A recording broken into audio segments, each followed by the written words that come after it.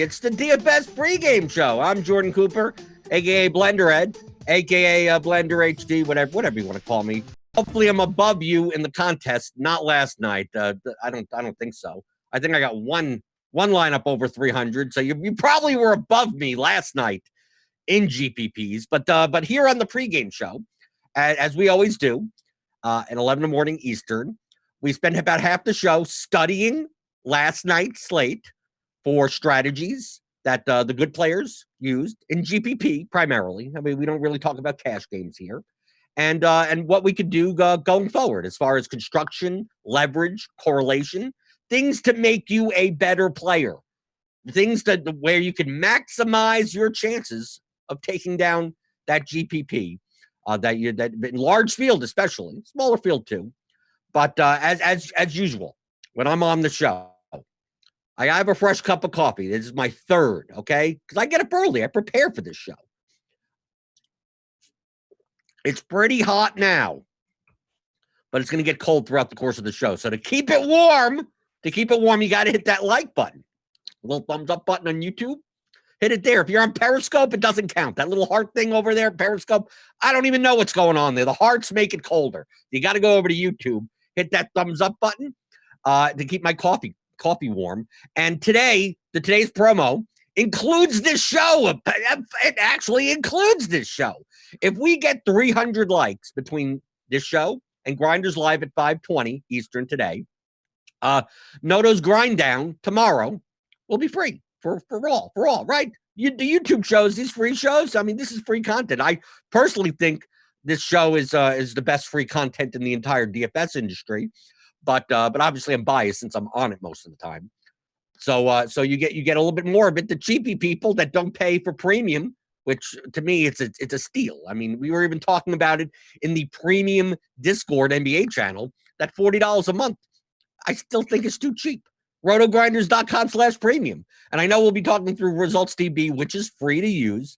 And this is my process that I do every day. I'll do it every day, even if I'm not on the show, going through the previous night's slate and seeing what good players did. Not necessarily what the winning lineup is, but what good players did in GPP and what I could learn from there. Okay? And then if you have any questions, anything you want to comment, go in the YouTube chat. We got Kareem French here. Good morning, Kareem. Yes, man, of course, Yes Man's here. Got my coffee, caffeine addict. Right. I got to hit the like button. Okay. So we got to get up to 300. Let's just do it. Let's just do it now. Let's not make. I don't even know who's on Grinders Live tonight. Let's not make them sweat. So they have to complain about likes. So hit that thumbs up button. Okay. So yesterday, RotoGrinders own Squirrel Patrol, John Breslin, he won the mini 2020 special for $100,000. Take a look at his lineup here. I always like highlighting when one of our own wins, right? Even if it was someone in the chat, but it's not. The Squirrel Patrol, he had Murray, Mills, Ariza, Anthony, Mitchell Robinson, who was the key. He was the key, Mitchell Robinson. And then the contrarian Russell Westbrook, Damian Lillard 1-to-1. So like this 3 Portland, Lillard, Anthony, Ariza, Westbrook. That's one game. And then 2 San Antonio players, Murray and Mills. Mills could have been anyone. I mean, for 4,000, there were other guys that I even scored like that point total. But really, the key was the Westbrook-Lillard combination with Mitchell Robinson. Okay, but I'm going to show through why center leverage was the key to the slate. Center leverage and high price guard leverage. Okay, that's what you should have been looking for yesterday. Whether or not you pick the right guys is immaterial, okay? You could have taken a shot on any of the guards, any of the centers, gotten it wrong, yet you still had the right mindset. You still had the right mindset of where's the easiest place to grab leverage for large field GPPs. And we on the YouTube chat, Alex G says, I was 60 to 65% on Pirtle, and most of the Sharks were way down on him relative to the field. Yes, I'm going to show that. If we take a look at across contests. So this is the alley-oop, which is the 555. This is the 2020 special, the $20 150 max. And this is the 20 max $1 contest. If we notice, like Pirtle was like the best value on the slate. I mean, he was priced up to 5,600 against the Jazz, but we didn't really see like the sharp players. It seems like across the board, he was evenly owned. A lot of times we see sharper players really slam the value. And while he was still highly owned, wasn't slammed as much. The sharper players tended to slam Rudy Gay at 3,600, eligible at small forward, power forward, more so because he fit more spots.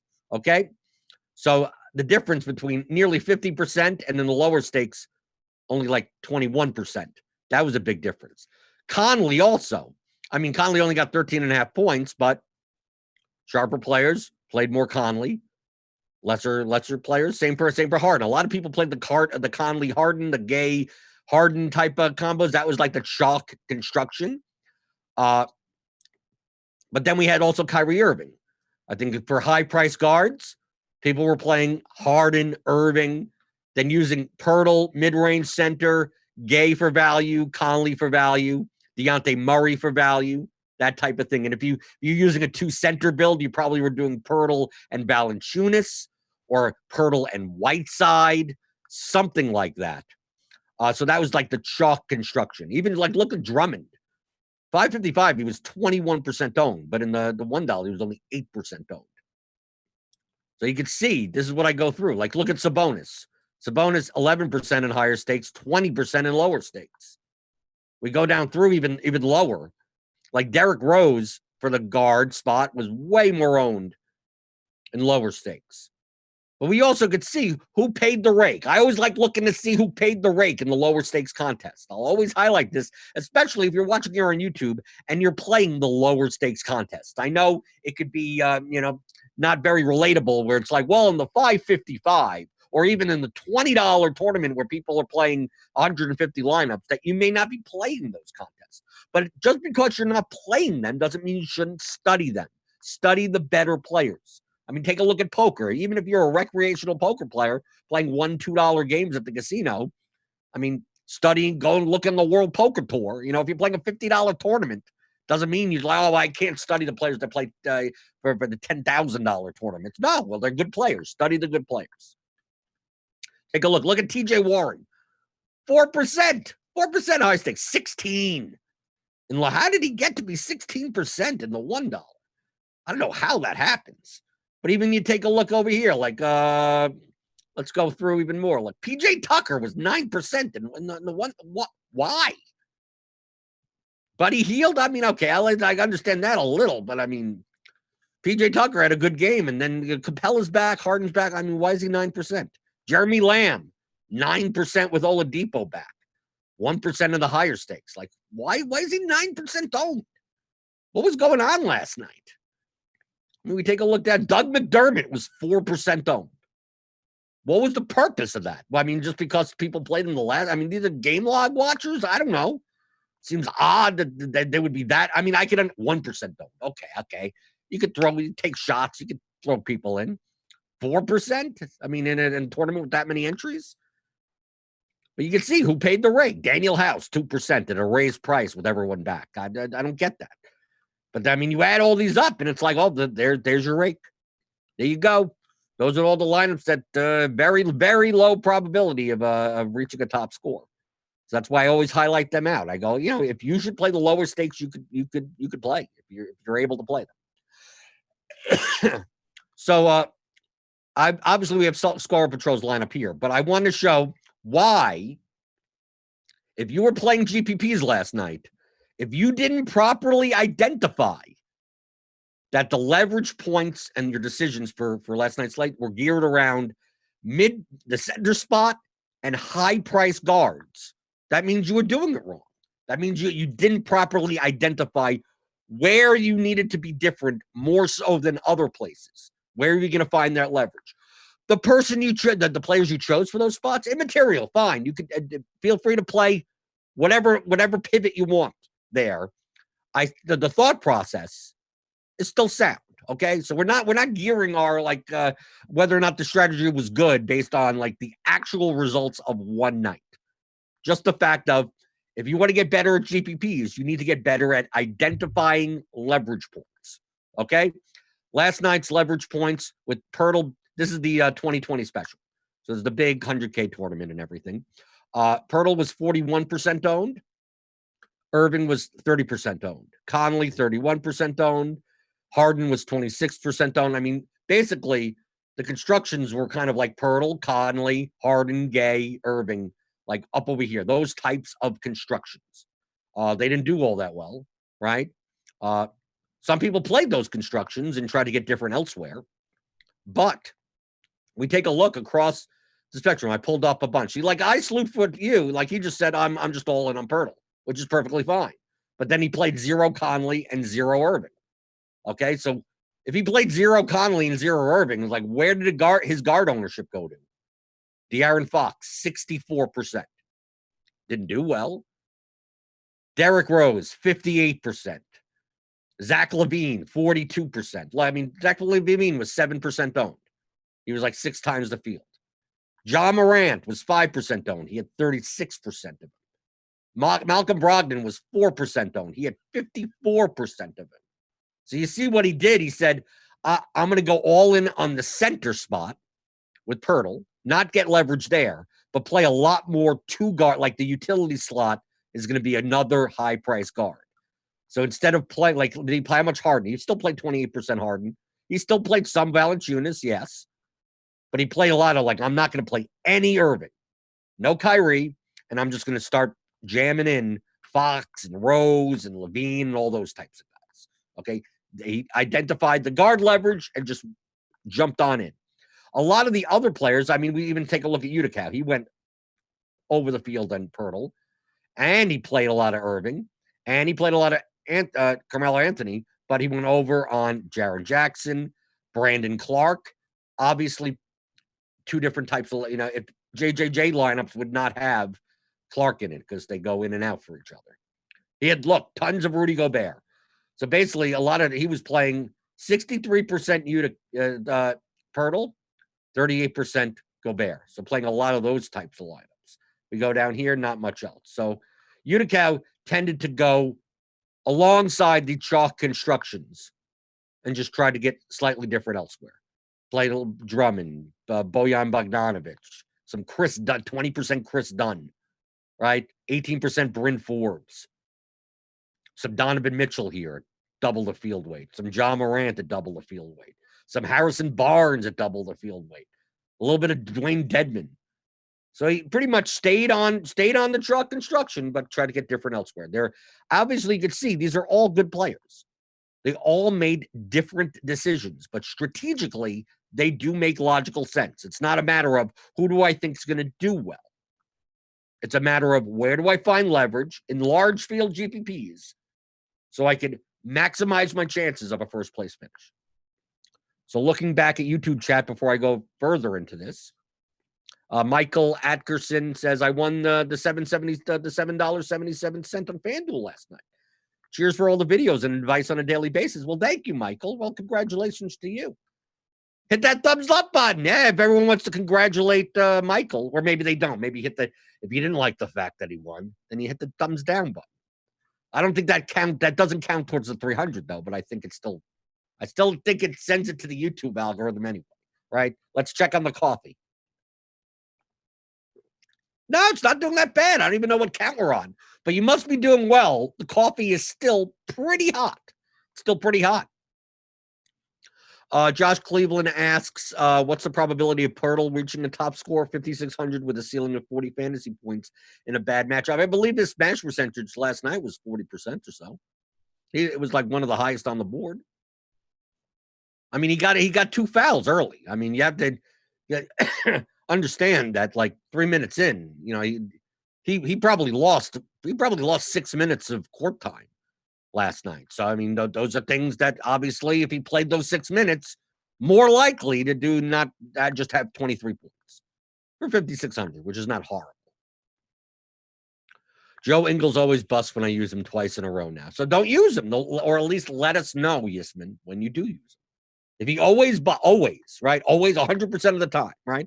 That's not confirmation bias.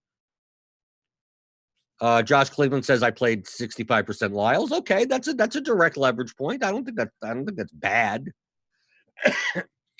Jerry Mann asks, I'm relatively new to RG. What exactly is a conviction player? That's just a personal opinion on who they think is going to do well. Conviction play. It's something that sends them to jail. I don't know. You have a conviction on something. That's the definition of conviction. Mr. Portugal 1976 says, I made a sweet $600 on fading Pirtle last night. He was 56% in the tournament that he played. Okay, see, that's a leverage point, right? Pirtle could have put up 50 points and he gets screwed. I mean, that happens, but it's an obvious leverage point. Alex G says, my lineup with Dotson cashed in the 2020, even though he got like 18 points. But given how cheap he was and he was 1% down, it gave me leverage over Conley and Forbes types. Like, yeah, I think that's perfectly sound. I didn't choose to go there. Other people didn't choose to go there, but the mentality that you had made sense. You go, oh, instead of playing Shock Conley, I'm going to find someone in that range that could have higher upside and much lower ownership. That the difference between Conley and Dotson should it have been like 30-1? Probably not. But you could find you could have chosen anyone, any other guard. I mean, you could have chosen any other guard. It didn't have to be Damian Dotson. It could have been who knows? Who knows who's down here? Hamidou Diallo or something. Who knows? It could have been anyone. But going back to studying players from last night, I pulled up a whole bunch. We got Squirrel Patrol. Squirrel Patrol, that's why I talk about center leverage. Squirrel Patrol won primarily because of this. Mitchell Robinson. Mitchell Robinson was pretty much the same price, in the same range as Jakob Poeltl. But we obviously know his upside in a pace-up matchup against the Grizzlies. I mean, with blocks and steals and all that. And he ended up playing over 30 minutes. So here you go. 30% Mitchell Robinson putting up 7x, right? That's about 7x, right? 38.25 at 3% ownership. Okay? But let's take a look at all these other good players. Dexter. Valanciunas. We got, let's see. Okay, he did more guard leverage. So I kept on mentioning the center and guard leverage. Dexter, under on Poeltl. Irving, under on Irving. Ton of Murray, ton of Russell Westbrook. 3 times the field. Ton of Joe Ingles, didn't work out all that well. Ton of Donovan Mitchell. Look, 6% on Donovan Mitchell. He had 62% up. Shai Gilgeous-Alexander, 30%. Harrison Barnes, 25%. Kobe White, even 12%. He took a lot of the guard leverage. He had barely any Conley, barely any McCollum, barely any Harden. Ton of Whiteside. Trying to find the leverage at center and high price guard. Giant Squid. Look, barely any Poeltl. So where's the centers? Drummond, 52%. Drummond. 30% Valanciunas. 25% Whiteside. Let's scroll down. Let's look at the blue. Dwayne Dedman. There you go. 37% Dwayne Dedman. He put up 14.75 points. So, I mean, it's not like he did well. But that was the leverage. Steven Adams, 24%. Okay? 5% don't Steven Adams. I mean, he didn't do well enough. Finding the center leverage. Tyrannosaurus Rex, also barely any Poeltl. Tons of Whiteside. Let's take a look down here. What are the centers? Steven Adams, 40%. Dwayne Dedman, 11%. Mitch Robinson, 14%. Nerlens Noel, 18% down here, if you want to take a look. All the center leverage. And if you take a look at the guard leverage, look, look at all these top plays he didn't have. Because he was playing like 30% DeMar DeRozan. 66% Zach LaVine at 7% owned. Malcolm Brogdon at 5% owned. 39% of him. He had a bunch of Satoransky even. Right? Finding the guard leverage. Super me over here. 4% Poeltl. Barely any. Tons of Gay. Tons of Valanciunas. Tons of Whiteside. Center leverage. 23% owned. 53% of the over the field. Double the field. Whiteside. Double the field. Played a ton. 84% De'Aaron Fox. I mean, that kind of killed him, right? At only 31 points. But there's the guard leverage. Donovan Mitchell, 42%, 6% owned. Guard leverage. Shai Gilgeous-Alexander, 27%. Guard leverage. Kobe White, 11 points. Didn't do much. Cheap guard leverage. Jordan Clarkson, 11%. Cheap guard leverage. Because look at Conley. He only had 22% Conley, which is still enough. But you see, a lot of people still, no matter what, like, I need to fill that small forward spot. Let me take Rudy Gay. Let me just eat the Rudy Gay semi-chalk and just then deal with it. It depends on what you did with Conley and Pirtle. And then, are you playing hard lineups or you're not playing hard lineups? And what do you do there? This is DFS, people. Look at Bogdan. Look, Squirrel Patrol. Over on Bogdan. A lot of people, 40% here. A little across the board. With someone like Giant Squid, it's like, I'm going to fill Thad Young, right? I need a power forward. Thad Young, Rudy Gay in the small forward spot, a ton of Drummond. And then because you're already getting different with having a Wade ton overexposed on Drummond, you could play Irving because that makes sense, right? Drummond and Irving were playing in the same game. I'm going to make a ton of Drummond Irving lineups. Throw in Rudy Gay chalk, nearly completely fade Pirtle. Once you completely fade a 42% owned guy, you start worrying less about how much more leverage you need, right? So you don't mind playing a Irving, McCollum, Thad Young, Drummond lineup. Mix in 42, right? Obviously, if he's playing nearly 0% Pirtle, he played 42% Lyles. He only got 11 points, so, I mean, that didn't help him. But understanding the strategies, that's why I'm going through here. The Squirrel Patrol, he won the 100. He won the 100K. He won first place. But he won first place also with some duds. I mean, he still had 30% Trey Lyles. He still had like 21% Drummond that didn't put up enough for 41 points. He had a ton of Ariza, right? How many people were playing him? Look at Squirrel Patrol. 41% Zach LaVine. Okay? 8,600 put up 39 points, which wasn't like the end of the world, but wasn't going to be a GPP winning type of score. He had him in 41% of his lineups. Right? All these players are good. These are all great GPP players. They're building lineups that maximize first place win equity. Okay?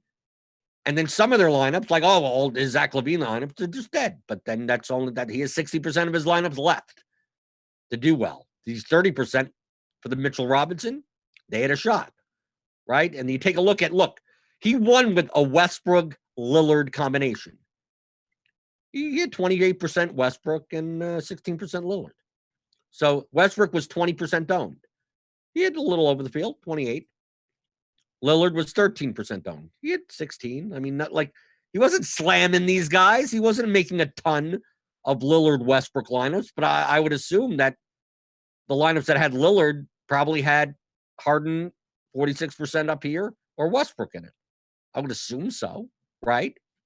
So those lineups were constructed correctly. The lineups with Zach LaVine were also constructed well. They just didn't happen to win. They just, they didn't cash, right? So that's why looking at exposures in and of themselves doesn't mean, I shouldn't have played so-and-so because they didn't play a ton of them. Well, you see, like, you can't say that, like, I Slewfoot you played 0 Irving and Utica played 69% Irving and they're both right or wrong. I want to take a look at how did Utica construct lineups? How did I Slewfoot you construct lineups? If you weren't playing a lot of Irving, I would assume you're not playing a lot of Drummond. Oh, look at that. 0% Drummond. I would assume that if you're playing 0% Conley, you're probably not playing you're probably playing some cheap. You're probably not playing any Murray either. So, like, he's got Conley. So what cheap guard? He's at Bryn Forbes or something. Or he's just not even playing any cheap cards. And that's exactly what happened. He played a lot of just 3 expensive cards. Did it work out for him last night? No. But the strategy is sound. He's making a strategy, devising what's the best way to build lineups individually, and then having a 150 set of them that all have excellent opportunity to come into first place. You don't see a lot of times on these shows, you don't see I'm pointing out. I mean, Uticow had a little bit more flattened type of exposures, a little bit. But you take a look at these blue boxes, and you can see they take stances. They build constructions with stances. And if they don't work out, then it's just they lose on the next day. And then you see that even when they take stands, like they still build lineups that have, having the Ariza, Mitch Robb, Westbrook Lillard lineup. Like, you don't care if you have Rudy Gay in it. Who cares? I mean, you got tons of leverage. You don't care if Pirtle's in that lineup. It doesn't matter at that point. So if you're looking at your own exposures, you can do it through Results DB, if you're on DraftKings at least. If you look through your own exposures, and like if you take a look at this field category, this is what just the field is done. If you see that you're getting a lot more of these like greenish, light green and light yellow, where you're nearly about the fit, like you're not devising a strategy. Like you're just hoping, but 150 lineups hoping for the best.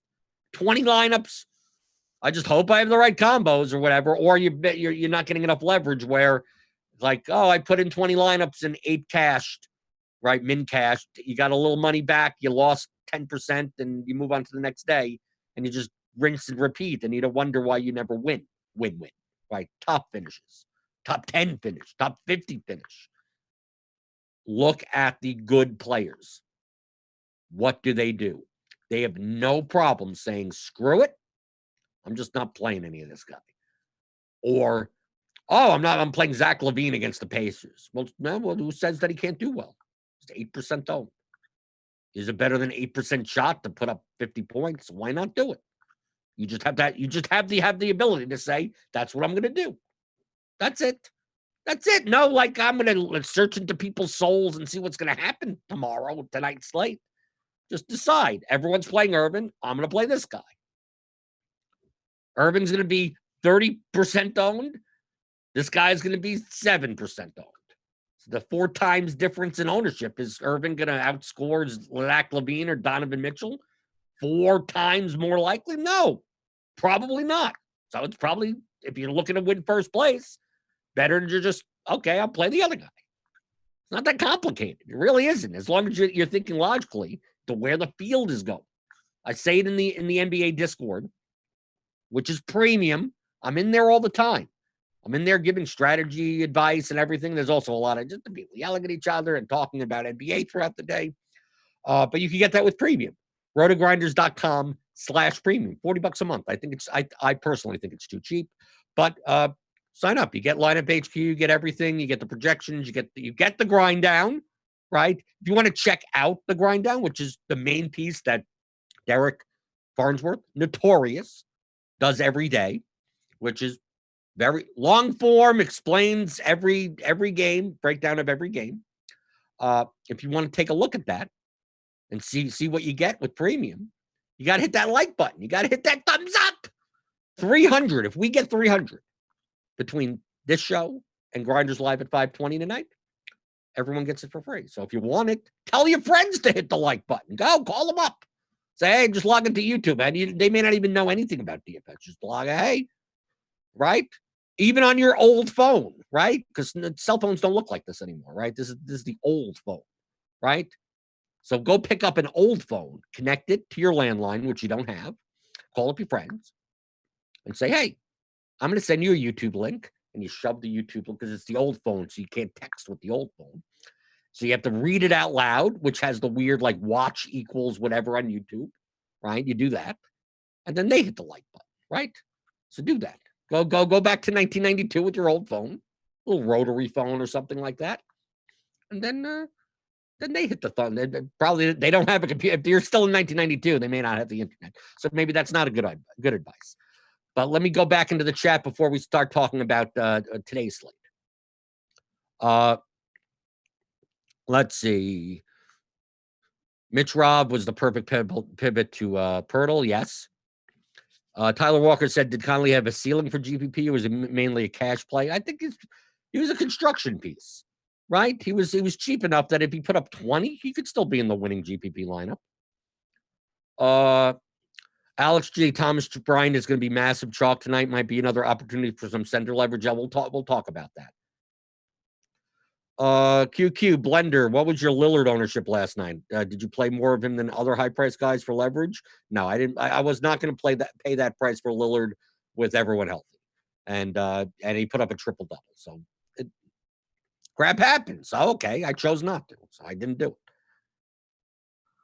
Let's see. Dominic Marino says, is Houston done playing an actual center in the lineup? I don't know. You have to ask Mike D'Antoni. Wonder if any of them were higher on Pirtle until Drummond got ruled in 15 minutes still. I don't think it mattered. I think everyone acted like Drummond was going to play. So I don't think it matters. Dominic says he's signing up for RG Premium today. Going to try it might as well with all the DFS I play. And I love how they have an app for the iPhone. Yeah, thanks. Come into the Discord. Get the Discord app. So, go to rotogrinders.com/Discord to connect your RotoGrinders account and join us in the NBA channel in Discord. There's tons of people. They're already yapping it up in there. It's like 24/7. Okay, let's see. Britt's here. Britt's with the wrench, of course. Britt even Britt came in and hit the thumbs up button. Let's see. Did Britt? No, it's getting warm. It's on the edge of like I don't want to drink it anymore. So hit that thumbs up button. Ricky Bobby said I had the Westbrook Lillard contrarian bill last night. What about an Embiid and Ibaka bill tonight if cheap centers like Dedmon become chalky? I don't know. Is Dedmon going to be chalky tonight? I don't know. We'll see. Let's see. Did you catch the Elf Payton Jay Crowder incident at the end of the game? Yeah, I saw it on Twitter. I saw the little clip. Right. Does that matter for DFS purposes? It doesn't, unless suspensions happen.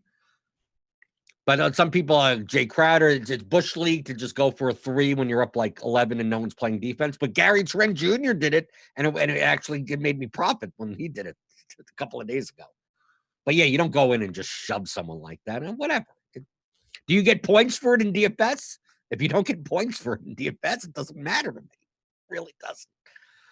Okay, so let's go to today's slate, and then we're going to take a look at lineup HQ. And the projections. Let me reload just in case. Which you get under premium. Okay, so this is all premium stuff. Of course, the projections will change throughout the day. News change, starting lineups change, roles change. The projections team does some minutes updates. So all of this is 11:34 in the morning on Eastern time. This is all preliminary. All preliminary. Okay, what I do.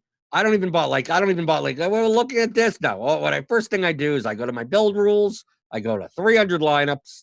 I set the cap at like 49.8. Unique players 1. I don't care about running exposure percentages. I just want to make sure that just like based on our current projections. Oh, and the referee comes out and says you can't do that unless you make 2 different things. And I do that. And there you go. I don't even bother. I'm not looking at this yet. I'm putting my hand above the screen. I just want to objectively look at like what chalk constructions will look like based on our current projections. Now, Thomas Bryant last game played like a lot of minutes, but he's not even in. Okay, great. We don't even have him updated in the player profile, so I can't even see that. Great. Can someone update it? Can Devin? Can someone? Not obviously in time for the show. But it would be helpful. The game wasn't even yesterday. The game was the day before, and the player card is not updated. But it will get updated. But he ended up playing a ton of minutes. Okay? Will that happen again? Okay? Because we see, obviously, when he came back playing 15, 12, that was expected. Then he played 21, but like kind of consistently, like just slightly under 20 minutes. So like if he does only play, let's say 20 minutes, Like, he's not even a good play. I mean, he's literally not a good play at all.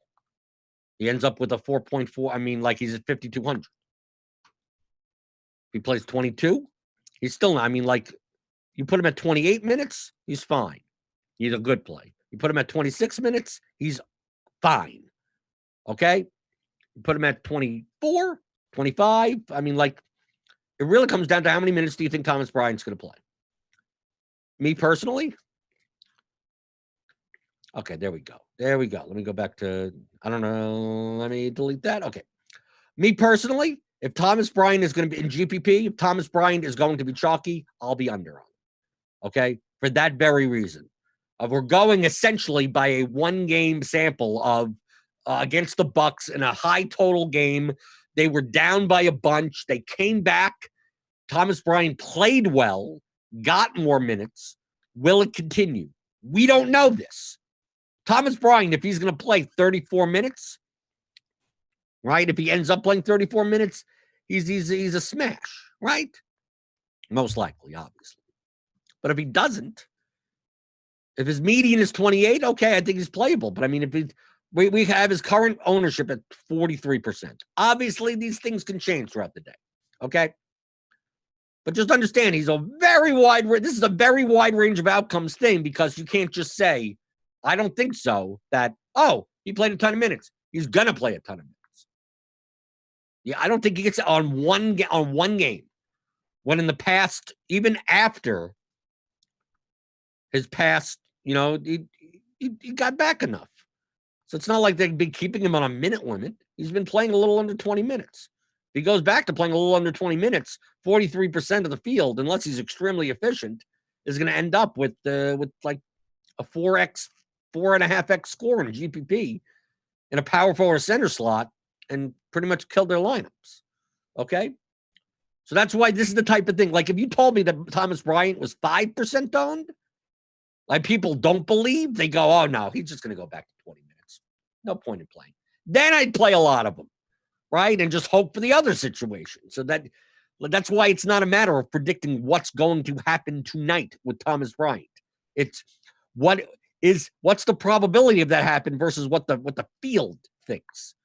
If the field is going to go, oh, yeah, Thomas Bryant easily 28 to 30 minutes. Well, I'm making a case that it's not as likely as you think, okay?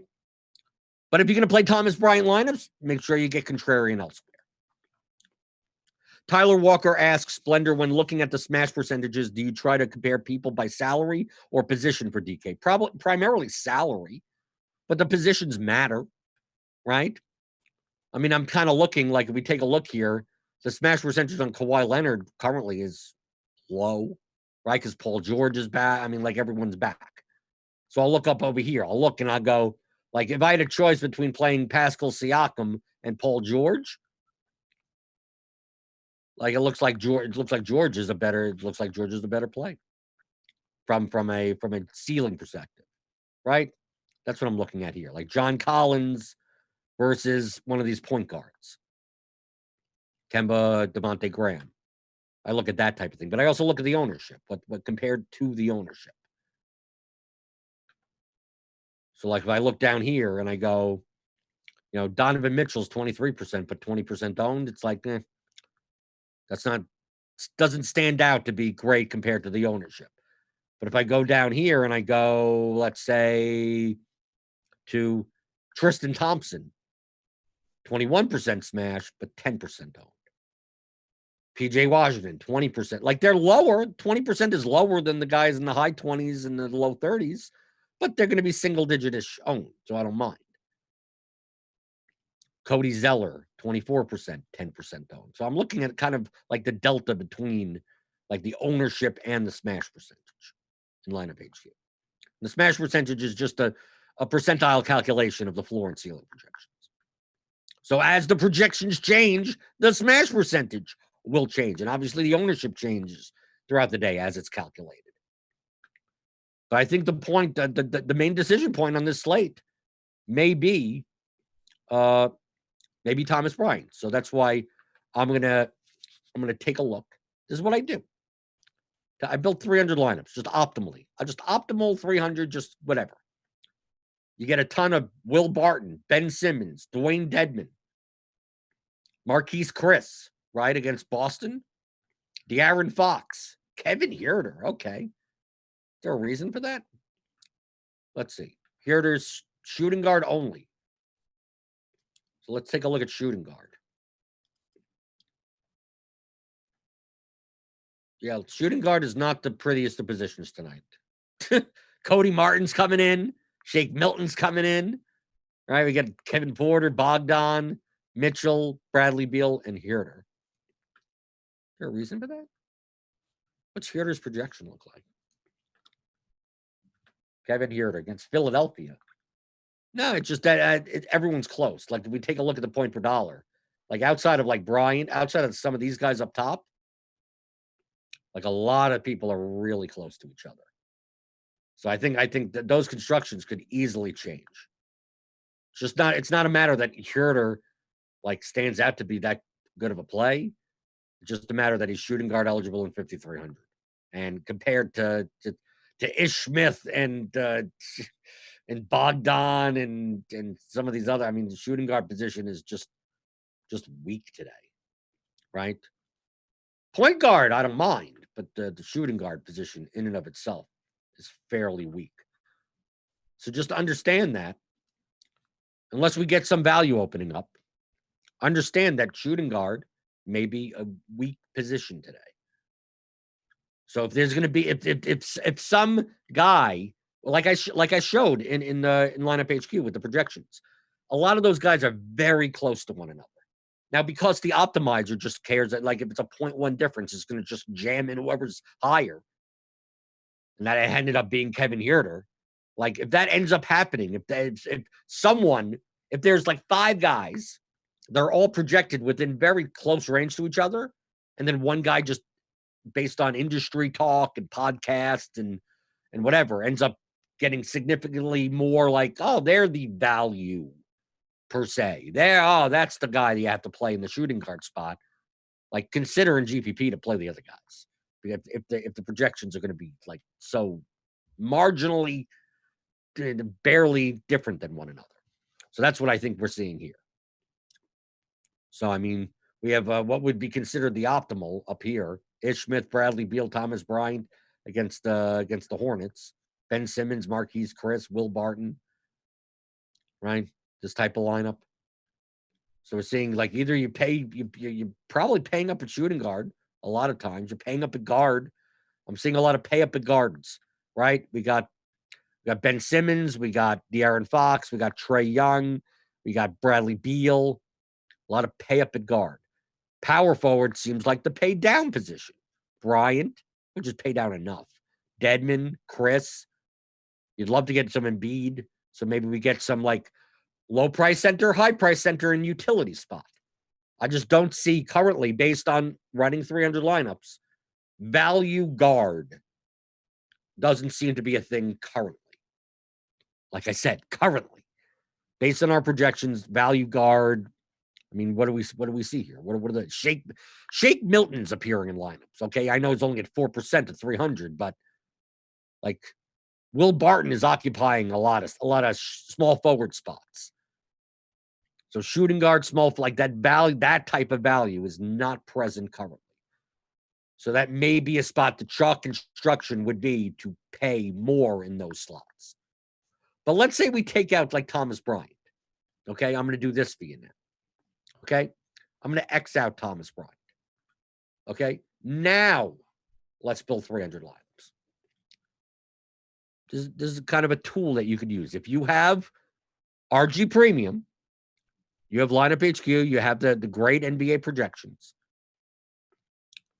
See, I'm doing this. I'm not building 300 lineups. I'm not entering 300 lineups. I'm not going to be exporting a CSV. I'm not going to be uploading it anywhere.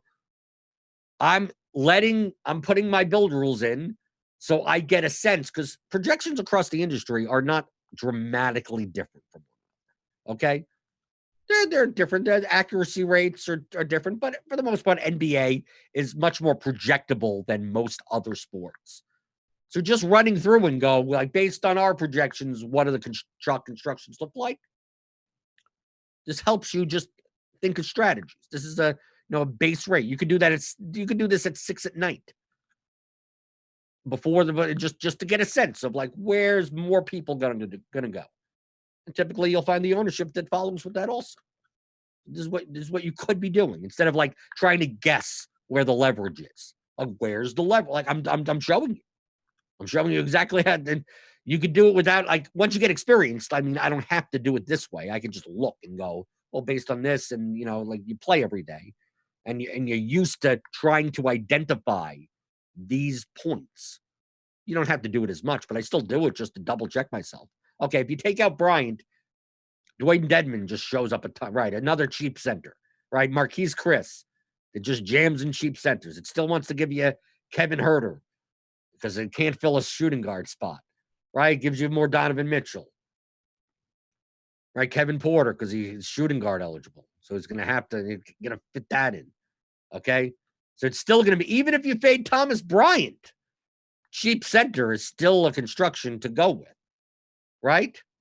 That's what this is saying. Just that now instead of playing Bryant, you're playing Dedmon. That's what you're doing. So let's say we X out Will Barton. Okay? We're going to get rid of that small forward spot. Okay? Let's say we're going to X out Huerter also. Or maybe we should keep him in just okay, for the shooting guard spot.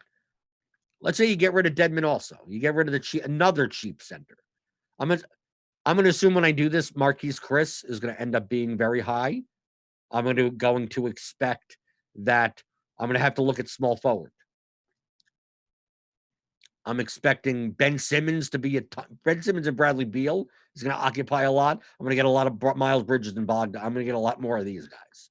Okay? So I'm going to build 300 lineups here. So it's just trying to put in the highest projected median optimal builds. Brad Schrader says Rozier going to carry far less ownership, I would imagine. Yeah, I'm surprised I'm a little bit surprised at the projections in the Hornets players, personally. Right? They're facing the Wizards. But it's not like they're not cheap, right? They're not cheap. And FanDuel, they play whatever you want. I mean, FanDuel is just a joke at this point, right?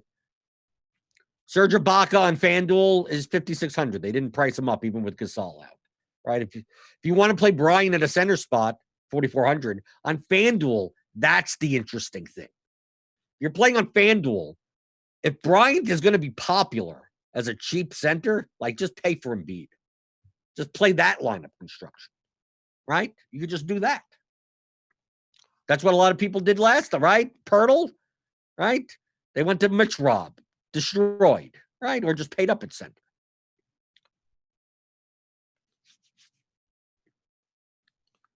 Hauser 2842 here on FanDuel. Seller feels like a pivot off of Thomas Bryant as he is the same price. I think on FanDuel, if you're not going to play Thomas Bryant in the center slot, I think you don't pivot. I think you just pay up.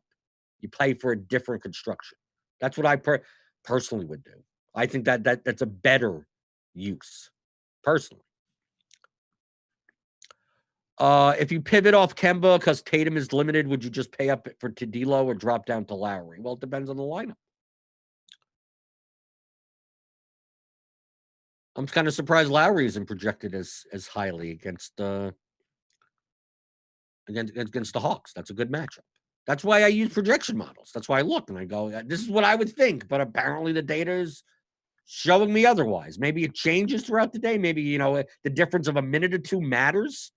But that's why I look at it. It's unbiased. That's why I rely very heavily on projection models. So I take the bias out of it. Just like it's just all the projection model is taking all of the basketball data, all of the stuff that you would research and just throw it in and then weigh it appropriately and then spit out numbers. And then you look and you go, oh, okay, but I thought, I guess, is much lower than I thought or higher than I thought. Takes away the bias. To me, that's at least me. That's the way I look at it. Doesn't mean you blindly go by it. But at least you look and you go, oh, I'm going to jam in all of this guy. And then you realize it's like, oh, I guess his upgrade, I guess he doesn't get, like Ibaka today on DraftKings is less of a play because they priced him up. They priced him appropriately with Gasol out, right? So it's different than on FanDuel where he's 5,600. Okay, so I ran another 300 with those guys excluded. And like I said, you get a ton of Marquise Chris. You get a ton of Ben Simmons. And Bogdan has to fill out that small forward spot. Now Beverly starts coming up, right? Because it needs to fill some type of cheap guard. I mean, he's just point guard eligible, right? Yeah, he's just point guard eligible. You still get the Beals. Jokic starts coming up more to fill in a center spot. Embiid comes up more. These would be more contrarian constructions. Okay? So you take a look up here, contrarian-wise, like you see this ownership go down. Now, is this correlative? Probably not. But, I mean, at least you're taking a look at paying up. It's like these are pay-up center. Like this Marquise Chris right here, this is still a pay-down center build with Ben Simmons pay up at guards for the most part. Yeah, Graham, Simmons, Mitchell. This is a pay-up for center build. Pay down at a point guard spot. You're playing two small forwards. Yeah, here's a Shake Milton build. I'm not saying to do this. This is a pay down at shooting guard. This is a pay down at small forward. I'm just not sure if the pay downs at shooting guard and small forward are attractive enough to do those constructions. I'm not sure right now. They may just be you just pay up for raw points. And just do it there and don't worry about it. Because who are we seeing? I mean, let's take a look. Well, let me include everyone back. So I want to look at shooting guard and small forward and sort by RGB, which is just the plus minus value of their salary versus their output. Okay? At shooting guard and small forward combined on a 6-game slate, there's only 1, 2, 3, 4, 5, there's only 6 players that have a plus score. Okay, only 6. And they're all fairly, Barton is the cheapest at 6,000. Okay, smash percentages 32, 26, 32, 23, 24, 18. Then we get the Kevin Herters. Then we get the D'Angelo Russells, who aren't bad. But taking a look here, obviously this is with Tatum in. Okay, we have Tatum in because he's questionable. Let's say you take Tatum out. Now you're down to even less, right? Probably Hayward starts coming up because of that. So based on this, like if you're just going by optimal type of construction, it just says to pay up at small shooting guard and small forward. All these guys down here, I'm not sure about. You could take shots on them, but I don't have necessarily an opinion either way. This looks like a pay up spot. And that's why, like at center, like when we take a look at power forward center, we go by RGB. We got 1, 2, 3, 4, 5, 6, 7, 8, 9 over. Thomas Bryant is one of them. And even slightly less, we got Dedmon there. Still have Ibaka there. Right? We still got centers to play. So we got Chris, we got Bryant. Dedmon is somewhere around. Where's Dedmon? Dedmon's a good point per dollar, but RGB is. Yeah, no, he's just under also. So Dedmon and Chris are kind of like, these would be the guys. Like if I'm playing Thomas Bryant, I'd probably want to avoid maybe one of these two guys. Their ceilings are, I think, may be limited. I think maybe you play one of them instead of Bryant. But if you're playing Bryant, you play neither of them. Or you build a construction where you don't have to use any of these three. Right? Because if they're going to show up 43%, 28%, 28%, I mean, all three of these players could easily just put up like not even their median, right? Thomas Bryant could put up 28 in 24 minutes. Dedmon could end up playing 18 minutes and putting up 16. Marquise Chris could end up with 4 fouls in 3 minutes and end up putting up an 8-point score. I mean, we've seen it with Marquise Chris. So these aren't necessarily the guys that you look at and go, I got to start jamming them in. Unless that's what you want to do. You just say, I'm just going to be overweight on these people and then just get different elsewhere. You could do that. You could make a group where you only play one of them. You just say, I don't mind either of the three. I just don't want to play two of them together. So you make that group. You try to build lineups that maximize first place equity. So it's not a matter of like, do you want to make Brian dead, those type, the lineups that where 6 of the spots are essentially the chalk construction and just hope you get lucky in the other two. For large field GPPs, I think you need to find ways where your construction can be at least somewhat different. Somewhat. Tatum is playing. Do we have news that Tatum is playing? Someone's saying that Tatum's playing. I don't know. The coffee is cold, people. What have you been doing since I've been explaining stuff to you? You haven't been hitting the like button. This coffee's cold. It's cold, for crying out loud. You got to warm it up. My coffee pot, it has like a 2-hour limit where it only stays hot for 2 hours and then you have to press the button again. It may have gone off. I need to keep my coffee pot warm now. So you got to hit that like button. Like, subscribe. If you like this show, the more likes you get on this show, the more this show happens, right? The more viewers, if you like the 11 a.m. pregame show for like MLB coming up or whatever, like we need more viewers. We need more likes. And remember, if we get 300 likes between this show and the 520 Grinders live show coming up, 300 combined, tomorrow, Noto's Grind Down, which is the big article that is under premium, will be free for everyone. So if you want, even if you don't want it, maybe you don't want to have it, you just want my coffee to be warm. Maybe you misclicked. Pretend, just click around in the screen, but you'll probably hit it at some point, right? Right. Even Devin's posting in the YouTube chat. He's telling you to do it. This is free content, people. It's free. The least you could do is hit a button, right? Use your rotary phone, right? Call up your grandma, because because your grandma probably still has a rotary phone and a landline. And then you have to explain to her the internet and then get her to YouTube. You probably have to sign up for an account or something and get her to like the video, right? It's not that complicated.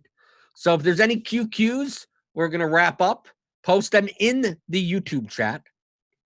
You see, it's not about play. Like on the other people are asking, what are your top plays? Who knows? Based on the projections, it's these guys. I don't know what's going to end up being, right? Someone's going to be out and everything changes. Who knows? But if you just go by smash percentage, I mean, you got if it be like me personally, if people are going to make Thomas Bryant and Marquise Chris and Dedmon lineups, I may have a lot of Joel Embiid. I mean, I may have a lot of Joel Embiid. I mean, that seems like the obvious spot to go, right? You don't go to another cheap center. You just pay up at center and just avoid all three of them. You just avoid Chris, you avoid Bryant, you avoid Dedmon. You just avoid them all. Of course, that means you have to pay down at guard somewhere, and those people don't look all that enticing either. But at least it'll be different. So that I think that's more of the way. That's my assessment right now. I mean, heading 7 hours before lock, of the leverage points are going to be in that power forward center spot, and those constructions with the cheapies right now appears to be popular. And then playing like one of the Sixers, probably one of the Wizards, the Hornets. I'm just shocked that the Hornets only have a 111 total. Let's take a look at this. I mean, I think Graham is going to be popular enough. Rozier, I mean, they're priced better on FanDuel, but I still think they could hit a ceiling against Washington. I'll have to really check out ownership. If they end up being overowned, then I just won't play. I'll take a shot on a Miles Bridges or a Washington or some subsidiary player. But that's why this is what I do throughout the day. Like I'm basing I'm coming up with my preliminary strategy. Going, okay, identify the leverage, where are the chalk instructions is for large field GPPs. And then sit and wait for the news. Wait for the 1:30 injury report and go, okay, what's going to happen? And then everything could change. But right now, looks like the leverage point Is cheap power forward center. Flip-flopping constructions there. Nick Sarro says in the YouTube chat, I got hot coffee for you. Love the new show. Well, thank you, but it's not hot yet. I have to go to my coffee pot. But thank you for keeping my coffee pot hot. Hayward Brown overpriced on DK with Tatum in? Yes. If Tatum's in, I don't see how you play the Boston guys. I mean, I guess you could play Kemba, right?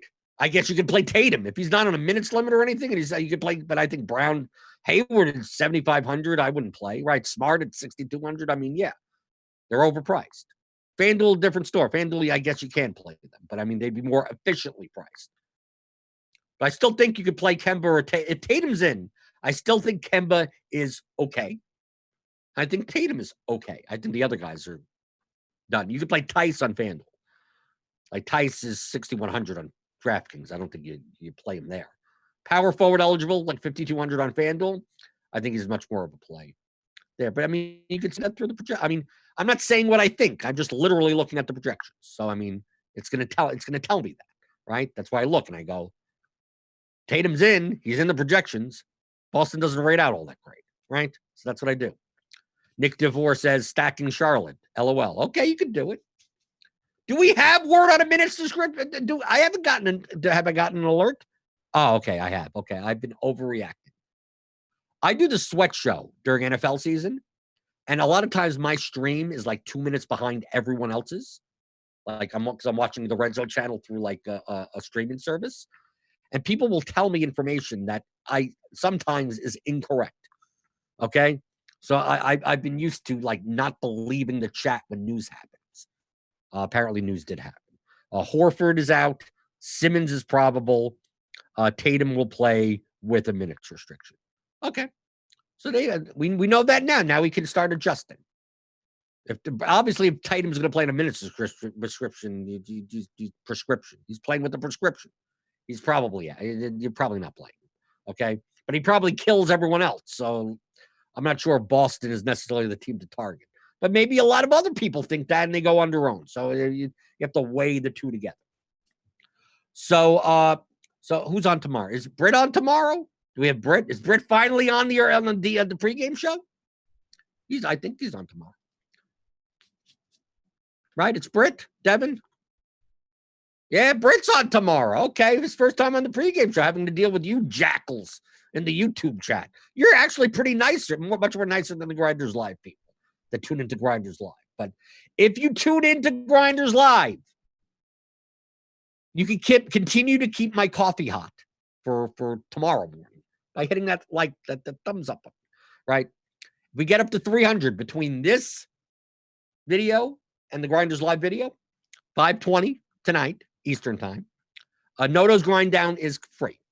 So everyone gets it tomorrow. You can see what premium is all about. $40 a month is too cheap. You get all the stuff I've been showing you is part of premium. I mean, it's all the content and tools you'd ever need. It's the ones that I only been here working for RotoGrinders since May. Before that, I was a RotoGrinders subscriber since I started playing DFS. I was paying that. I would still pay that even if they made me pay for it.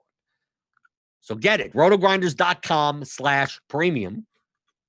Download the RotoGrinders app and keep on hitting that like button, baby. You keep on hitting that like button, my coffee gets hotter. So I'm Jordan Cooper, a.k.a. Blenderhead, a.k.a. hopefully on top of you in today's GPP contest. Not like last night.